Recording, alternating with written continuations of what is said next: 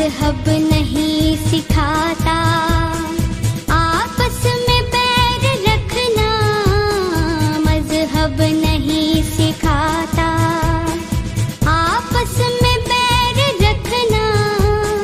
हिंदी है हम, हिंदी है हम, हिंदी है हम, वतन है हिंदोस्तां हमारा, हमारा सारे जहां से अच्छा हिंदोस्तां हमारा। हम बुलबुलें हैं इसकी, ये गुलसितां हमारा, हमारा सारे जहां से अच्छा हिंदोस्तां हमारा, हमारा सारे जहां से अच्छा।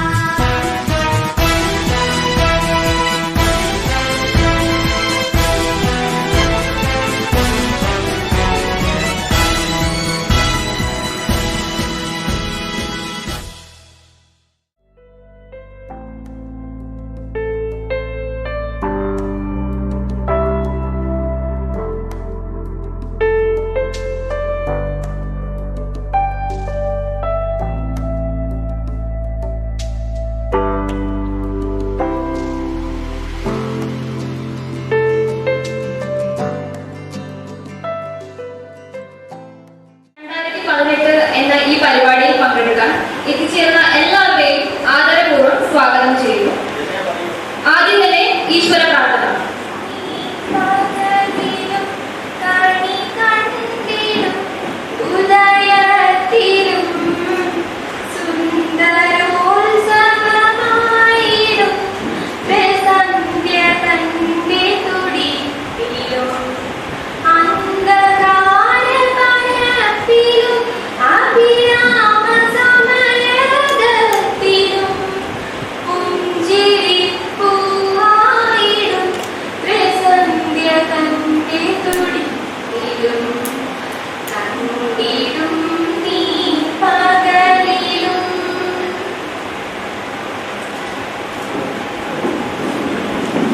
സ്വാഗതം പറയാൻ സോറവർ ട്രസ്റ്റ് ചെയർമാൻ പി കൃഷ്ണകുമാർ അവരുടെ വേദിയിലേക്ക് ക്ഷണിക്കുന്നു. എല്ലാ ആളുകൾക്കും, രക്ഷിതാക്കൾക്കും, കുഞ്ഞുങ്ങ മക്കൾക്കും, വേദിയിരിക്കുന്ന എല്ലാ മഹാവിശിഷ്ട വ്യക്തികൾക്കും എൻ്റെ വകയും ട്രസ്റ്റിൻ്റെ വകയും സ്വാഗതം രേഖപ്പെടുത്തിക്കൊള്ളുന്നു. പരിപാടി ഉദ്ഘാടനം ചെയ്യാനെത്തിയ Parli panchayat vice president PC Krishnankutty sir, അതുപോലെ തന്നെ 17 വാർഡ് മെമ്പർ നാരായണൻകുട്ടി സാറ് അധ്യക്ഷത വഹിക്കുന്ന ഈ വേദിയിൽ നമ്മുടെ ക്ഷണവും ആദരവും ഏറ്റുവാങ്ങുവാൻ എത്തിയ മേജർ സുധാകരനുള്ള സാറ്, ട്രസ്റ്റിന്റെ അഡ്വൈസറി ബോർഡിലുള്ള ISRO scientist MK Venkatakrishnan sir, അതുപോലെ തന്നെ നമ്മുടെ Vishnupriya madam, Apsara institute Ottapalam, KT Suresh Kumar sir, നമ്മുടെ ട്രസ്റ്റിന്റെ വൈസ് ചെയർമാൻ കൃഷ്ണകുമാർ സാറ്, അതുപോലെ തന്നെ അബ്ദുൽ കരീം സാറ്, നമ്മുടെ സുനിൽകുമാർ കരുവാരകുണ്ട്, ട്രസ്റ്റിന്റെ ലീഗൽ അഡ്വൈസറായ Arun Kanneri sir, medical adviser doctor Suresh K Guptan sir, അതുപോലെ തന്നെ ഈ വേദിയിൽ നമ്മൾ കൂടിയിരിക്കുന്ന ട്രസ്റ്റിന്റെ സെക്രട്ടറി ചന്ദ്രിയ മാഡം, ട്രഷററായ പ്രീത N. നമ്മുടെ ഈ പരിപാടി ഇവിടെ ഇങ്ങനെ അറേഞ്ച് ചെയ്തിട്ടുള്ള നമ്മുടെ സമീപ പ്രദേശമായ ആനിക്കോട് പ്രദേശവാസിയായ നമ്മുടെ ട്രസ്റ്റിന്റെ ഉപദേശക സമിതി അംഗമായ പ്രേമ KK അവർക്കും, ബാക്കി എല്ലാവരും ഇവിടെ നമ്മുടെ പഞ്ചായത്ത് അധികൃതർക്കും, അതേമാതിരി നമ്മുടെ മൈക്ക് സെറ്റ് ലൈറ്റ് സൗണ്ട് അവർക്കും എൻ്റെ ഹൃദയം നിറഞ്ഞ സ്വാഗതം രേഖപ്പെടുത്തിക്കൊള്ളുന്നു. Doctor Muhammad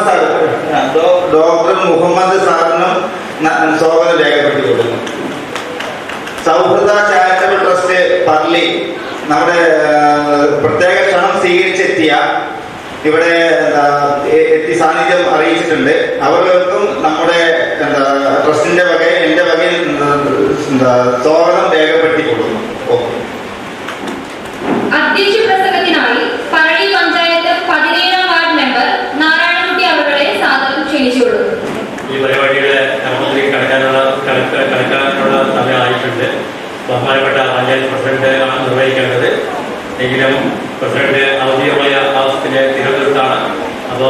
president charge vice president ബഹുമാനപ്പെട്ട ജൂട്ടി ഏൽപ്പിച്ചിരിക്കുന്നത്.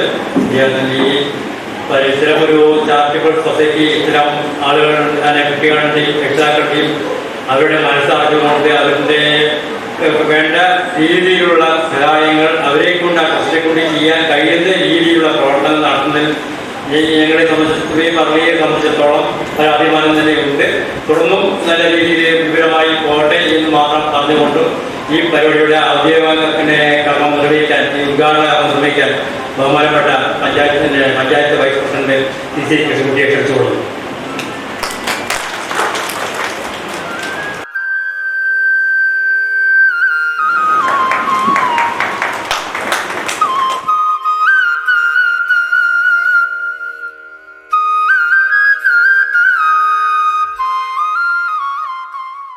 അതുപോലെ തന്നെ ഈ പരിപാടിക്ക് സ്വാഗതം പറഞ്ഞ ഈ ട്രസ്റ്റിൻ്റെ ചെയർമാൻ വൈസ് ചെയർമാനുടെയായ ശ്രീ കൃഷ്ണകുമാർ, നമ്മൾ ഇന്ന് ഇവിടെ ഈ കനിവ് 2018 ആദരിക്കപ്പെടുന്ന മേജർ സുധാകരൻ പിള്ള, അതുപോലെ തന്നെ എൻ്റെ വെങ്കടകൃഷ്ണൻ ISRO സയൻറ്റിസ്റ്റ്, വേദിയിലെ വിശുദ്ധ വ്യക്തികളെ, പ്രിയമുള്ള സഹോദരി സഹോദരന്മാരെ, നമ്മുടെ രാജ്യത്ത് ഏറ്റവും താഴെകളിൽ പാർശ്വവൽക്കരിക്കപ്പെട്ട ഒരുപാട് ജനവിഭാഗങ്ങളുണ്ട്. അതിലൊരു വിഭാഗമാണ് മാനസികമായ വെല്ലുവിളി, മാനസികവും ശാരീരികമായ വെല്ലുവിളി നേരിടുന്ന കുട്ടികൾ. ഒരു വീട്ടിൽ അങ്ങനെ ഒരു കുട്ടിയുണ്ടെങ്കിൽ ആ വീട്ടിലുള്ള എല്ലാ അംഗങ്ങൾക്കും അവരെക്കുറിച്ചുള്ള ആദ്യം ഉൾപ്പെടെയും വേവലാതിയെല്ലാം അനുഭവിച്ചവർക്ക് മാത്രമേ അറിയൂ. അത് ഏറ്റവും വളരെ വലുതാണ്. സമൂഹത്തിൽ നിന്ന് സർക്കാർ തലത്തിൽ തന്നെ ഇവരെ സമൂഹത്തിൻ്റെ മുഖ്യധാരയിലേക്ക് കൊണ്ടുവരുന്നതിന് വേണ്ടി നിരവധി പദ്ധതികൾ ആസൂത്രണം ചെയ്ത് നടപ്പിലാക്കി വരുന്നുണ്ട്. ഞങ്ങളുടെ ശേഷിക്കാരുള്ള സ്കോളർഷിപ്പ്, അവരവരുടെ വിദ്യാഭ്യാസ സൗകര്യത്തിന് വേണ്ടിയുള്ള സ്കോളർഷിപ്പ്, അവർക്ക് പോഷകാഹാരം നൽകുന്ന പദ്ധതികൾ തുടങ്ങി നിരവധി പദ്ധതികൾ സർക്കാർ തലത്തിൽ തന്നെ ഉണ്ട്. എങ്കിൽ പോലും നമ്മുടെ ഇതേപോലെയുള്ള രാജ്യത്തും സന്നദ്ധ സംഘടനകളും ട്രസ്റ്റുകളും, ഈ നിരവധി ട്രസ്റ്റുകളും സന്നദ്ധ സംഘടനകളും ഈ രാജ്യത്തുണ്ട്. അപ്പോൾ നമ്മുടെ ഭാഗമായി തന്നെ ഈ ഫോറവർ ട്രസ്റ്റിന് ഇത്തരം ഒരു സംരംഭം ഒരുക്കിയതിന് നമ്മുടെ എല്ലാവരുടെയും കീർത്തനകളും രേഖപ്പെടുത്തുകയാണ്. ഭാവിയിൽ നമ്മുടെ സമൂഹത്തിലെ ഉന്നശേഷിക്കാരുടെയും അതുപോലെ മാനസിക വെല്ലുവിളി നേരിടുന്നവരുടെയും ഗുണമേന്മകൾക്കും അവരെ മുഖ്യധാരയിലേക്ക് കൊണ്ടുവരുന്നതിനുള്ള പരിപാടികളും പദ്ധതികളും കൂടുതൽ വരേണ്ടതായിട്ടുണ്ട്. അവരുടെ ആവശ്യങ്ങളനുസരിച്ച് അവർക്ക് വേണ്ടത് കൊടുക്കാൻ, ഏറ്റവും അർഹരായിട്ടുള്ള ആളുകൾക്ക് വേണ്ടത് കൊടുത്ത് അവർ സമൂഹത്തിൻ്റെ മുഖ്യധാരയിലേക്ക് കൊണ്ടുവരുന്നതിന് വേണ്ടിയുള്ള ശ്രമങ്ങളുടെ ഭാഗത്ത് എല്ലാവരും, സർക്കാരും അതുപോലെ തന്നെ നാട്ടിലെ സന്നദ്ധ സംഘടനകളും ട്രസ്റ്റുകളും എല്ലാം ഒരുമിച്ച് കൈകോർത്തെങ്കിൽ മാത്രമേ ഈ സമൂഹത്തിൽ അവരെ മുഖ്യധാരയിലേക്ക് കൊണ്ടുവരുന്നതിന് വേണ്ടി കഴിയുകയുള്ളൂ. അവരുടെ മാനസിക കുടുംബങ്ങൾക്ക്, അവരെ ആ വ്യക്തിക്ക് മാത്രമല്ല ആ കുടുംബങ്ങൾക്കും അർഹതപ്പെട്ട ആനുകൂല്യങ്ങളും സഹായങ്ങളും ചെയ്തു കൊടുത്തെങ്കിൽ മാത്രമേ അവരുടെ മാനസികമായ ഒരു ആരോഗ്യത്തിനും മറ്റ് വേണ്ടി കഴിയുകയുള്ളൂ.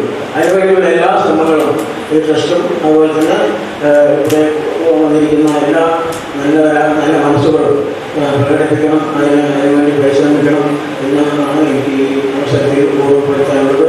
ഈ സന്ദർഭത്തിന് എല്ലാവരും ആശംസകൾ അർപ്പിച്ചുകൊണ്ട് ഈ പരിപാടി ഔദ്യോഗികമായി ഉദ്ഘാടനം ചെയ്യാൻ അറിയിക്കുന്നു. നന്ദി, നമസ്കാരം. ആദരിക്കുന്ന ചടങ്ങിലേക്ക് കടക്കുകയാണ്. MK വെങ്കിടകൃഷ്ണൻ അവരുടെ ആദരിക്കുന്നതിനായി ചെയർമാൻ കൃഷ്ണകുമാർ സാറെ ക്ഷണിക്കുന്നു. ചെയർമാൻ കൃഷ്ണകുമാർ സാർ MK വെങ്കിടകൃഷ്ണൻ സാറെ പൊന്നാട അണിയിച്ച് ആദരപൂർവ്വം ധർമ്മരത്ന അവാർഡ് നൽകി ആദരിക്കുകയാണ്.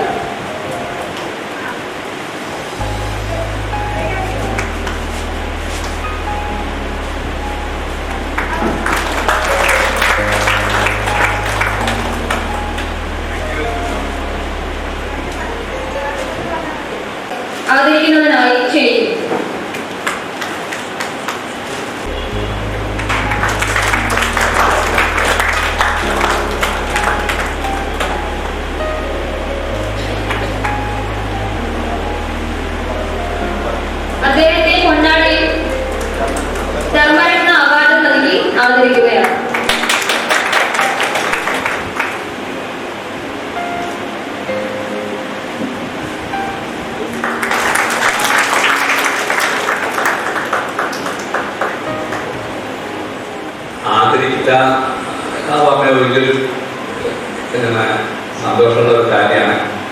അങ്ങനെ അത് ധർമ്മരത്ന എന്നെല്ലാം പറഞ്ഞാലൊരു അഡ്വാൻസ്ഡ് ഇതായിട്ട് മാറി. Thank you very much for that. Whether I deserve or I don't know. ഞാൻ ഒരു മിനിറ്റോ 2 മിനിറ്റോ എൻ്റെ ജീവിതത്തിൽ ബോംബെയിൽ ഞാൻ 5 വർഷം താമസിച്ചു. അതിൻ്റെ ഇടയിൽ 3 വർഷത്തോളം ഒരു വീട്ടിൽ താമസിച്ച് ആ വീട്ടിൽ 3 കുട്ടികളുണ്ടായിരുന്നു. മെൻ്റലി റിട്ടയർഡ്, ഓട്ടിസം ഓൾസോ ഒരാൾ. അവരുടെ കൂടെ 3 വർഷം ഒരു വീട്ടിൽ താമസിച്ചിട്ടില്ല. അവര് ഞാൻ അവരുടെ അടുത്ത് ഈ 3 കുട്ടികളോട് സംസാരിക്കുന്നതും കമ്മ്യൂണിക്കേറ്റ് ചെയ്യുന്നതും അതിൻ്റെ എത്രയോ അധികം അവർ 3 പേര് തമ്മിൽ കമ്മ്യൂണിക്കേറ്റ് ചെയ്യുന്നുണ്ടായിരുന്നു. ഉദാഹരണത്തിന് ഒരാൾ ജോക്ക് പറഞ്ഞെന്നുണ്ടെങ്കിൽ അവർ 3 പേര് ചിരിക്കും. എനിക്ക് കൃത്യമായിട്ട് മനസ്സിലാവില്ല. അവരുടെ അമ്മ കട്ടിച്ച് ഒപ്പിക്കും ഇതാണ് അവർ ഉദ്ദേശിച്ചത്. ഞാൻ എന്താ പറയണമെന്നുണ്ടെങ്കിൽ we don't think that autism, mentally retarded ആൾക്കാർക്ക് കമ്മ്യൂണിക്കേറ്റീവ് സ്കിൽ ആൾമോസ്റ്റ് നിൽ ആണെന്ന് വിചാരിക്കാൻ പാടില്ല. They have a reasonable amount of communication skill. If we develop that, which we tried, ഒരു സ്കൂളിൽ കയറി സെവരി എന്ന് പറഞ്ഞിട്ട് ഒരു സ്കൂളിലേക്ക് ഞങ്ങൾ 2 കുട്ടികളെ അയച്ചു. ഞാൻ ആ 3 വർഷത്തിൽ 2 വർഷം. ആ സമയത്ത് ഈ കമ്മ്യൂണിക്കേറ്റീവ് സ്കിൽസ് ആൻഡ് കയ്യിൻ്റെ ഡെക്സ്റ്റിലിറ്റി, കാലിൻ്റെ ഡെക്സ്റ്റിലിറ്റി ജാസ്തിയായില്ല, പക്ഷെ കയ്യിൻ്റെ ഡെക്സ്റ്റിലിറ്റി വളരെയധികം. പ്രൊഫഷണൽ ട്രെയിനിങ് അതാണ് അവിടെ കാര്യം. ഇപ്പോൾ വീട്ടിൽ നമ്മൾ ചെയ്യുന്ന മാതിരിയല്ല, കുറച്ചുകൂടി അഡ്വാൻസ്ഡ് ആയിട്ടുള്ള ഒരു പ്രൊഫഷണൽ ട്രെയിനിങ് അവർക്ക് കൊടുത്തിട്ട് കയ്യിൻ്റെ ഡെക്സ്റ്റിലിറ്റി വളരെ ഇമ്പ്രൂവ് ചെയ്തു. ഈ പഴയ ഒരു കാര്യം ഓർക്കണം ഞാൻ. അതിൽ 71 വയസ്സ് മരിച്ചു കഴിഞ്ഞു. മറ്റേ ആൾക്ക് 70 ആയിട്ടില്ല, 68 ആയിട്ടുണ്ട്. വേറെ കുട്ടിക്ക് 65 കഴിഞ്ഞു. അവർ ട്രിവാൻഡ്രത്തുണ്ട്. ഇരിക്കട്ടെ എന്ന് മാത്രം ആഗ്രഹിച്ച് ആശംസിച്ചുകൊണ്ട് നിർത്തുന്ന. നന്ദി, നമസ്കാരം. Local level committee convener national trust Palakkad major Sudhakarapillai സാറെ ക്ഷണിക്കുന്നു. പ്രിയപ്പെട്ട ഭിന്നശേഷി മക്കളെ, അവരെ 24 മണിക്കൂറും സംരക്ഷിക്കുന്ന സഹോദരന്മാരെ, അമ്മമാരെ, ഇന്നത്തെ ഈ പ്രോഗ്രാം നിങ്ങൾക്ക് വേണ്ടിയുള്ളതാണ്. അതോടൊപ്പം തന്നെ സദസ്സിൽ ഉപവിഷ്ടായിട്ടുള്ള ജനപ്രതിനിധികളെ, മറ്റ് സാമൂഹ്യ പ്രവർത്തകരെ, എല്ലാവർക്കും എൻ്റെ വിനീതമായ നമസ്കാരം. ഇന്ന് ഒരു ആദരിക്കലിനേക്കാൾ ഉപരി എനിക്ക് സന്തോഷം തോന്നുന്നത് പഞ്ചായത്ത് തലത്തിൽ ഈ വിഭാഗത്തിലുള്ള വ്യക്തികളെ ഒന്നിച്ച് കൂട്ടാൻ സാധിച്ചു എന്നുള്ളതാണ്.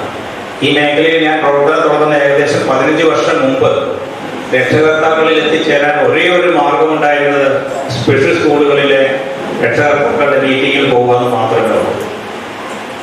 അതല്ലാതെ സ്കൂളിൽ വരാത്ത ഭിന്നശേഷി വ്യക്തികളുടെ രക്ഷകർത്താക്കളിൽ ചെന്നാനോ അവരെ വിവരങ്ങൾ അന്വേഷിക്കാനോ അവരുടെ ഒരു ഡാറ്റാബേസോ ഉണ്ടായിരുന്നില്ല. അവരെ വിളിച്ചു വരുത്തി വിവരങ്ങൾ നൽകാൻ സാധിച്ചിരുന്നില്ല.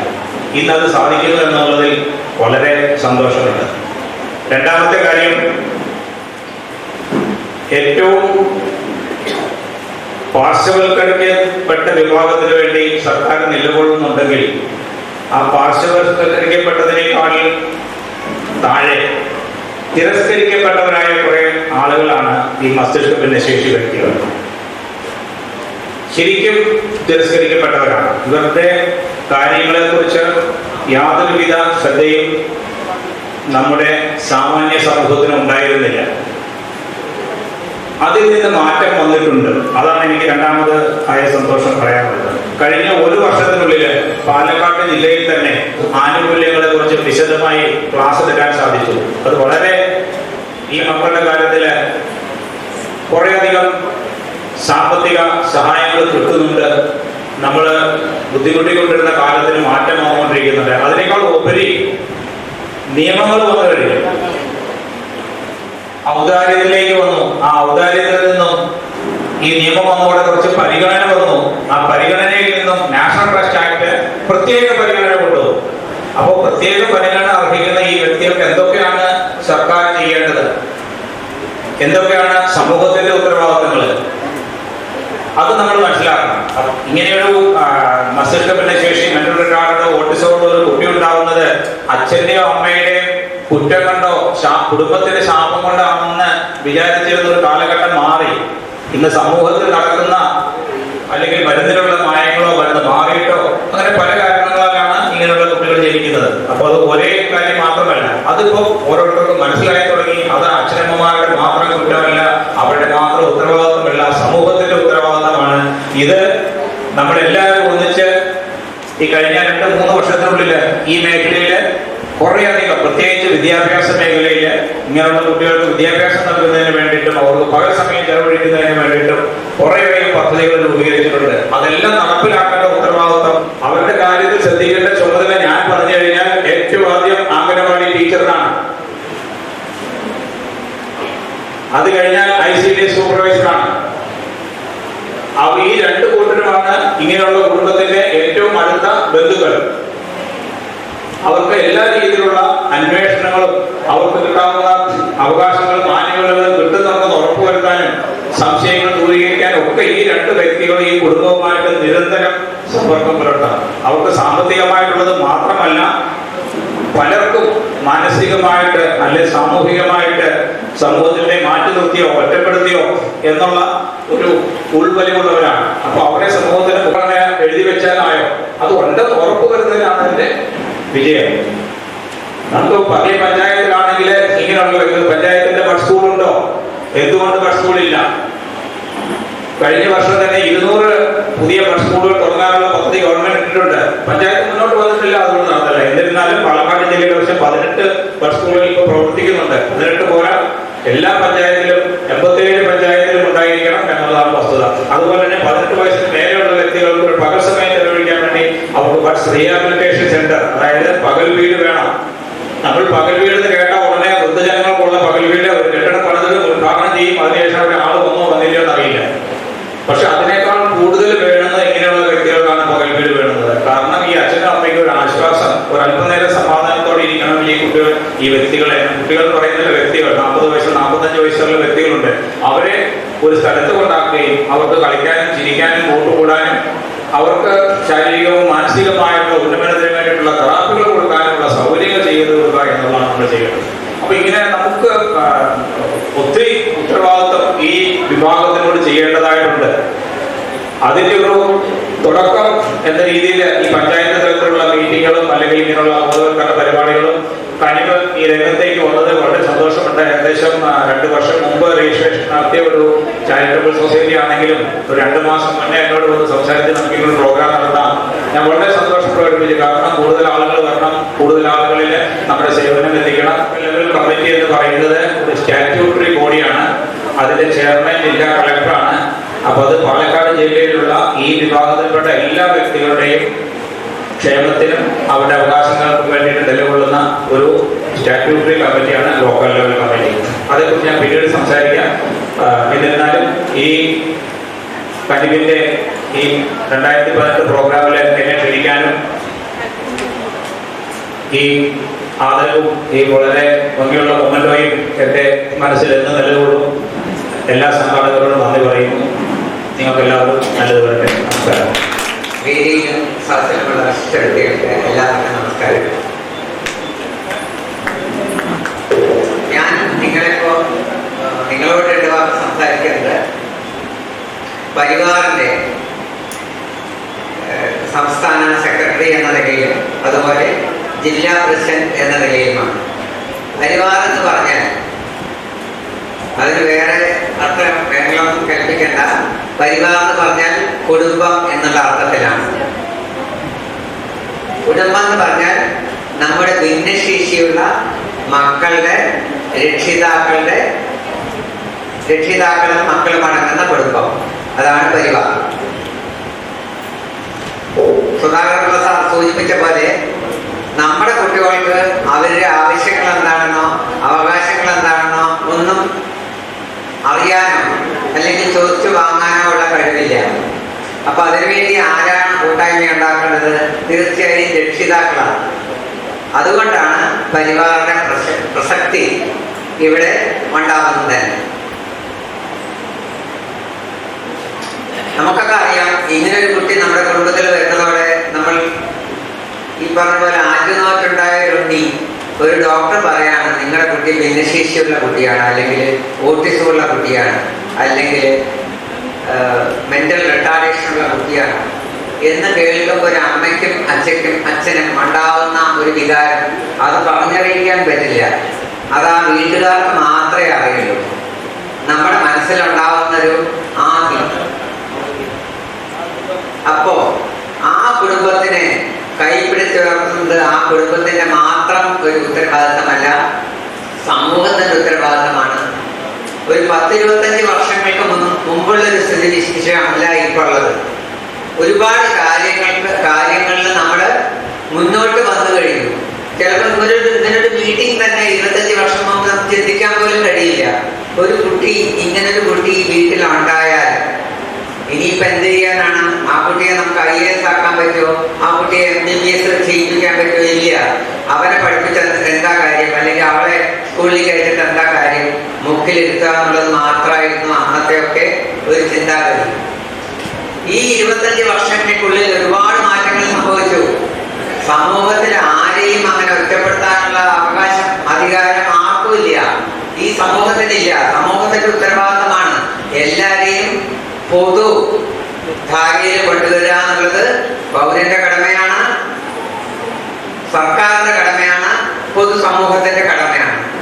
ആ ഉത്തരവാദിത്തമാണ് ഈ ട്രസ്റ്റ് ഇപ്പൊ ചെയ്യുന്നത്. ആക്ച്വലി ഇവിടെ കുടുംബങ്ങളെയൊക്കെ വിളിച്ച് നമ്മളൊരു കുടുംബ സംഘം വെക്കുകയാണ്.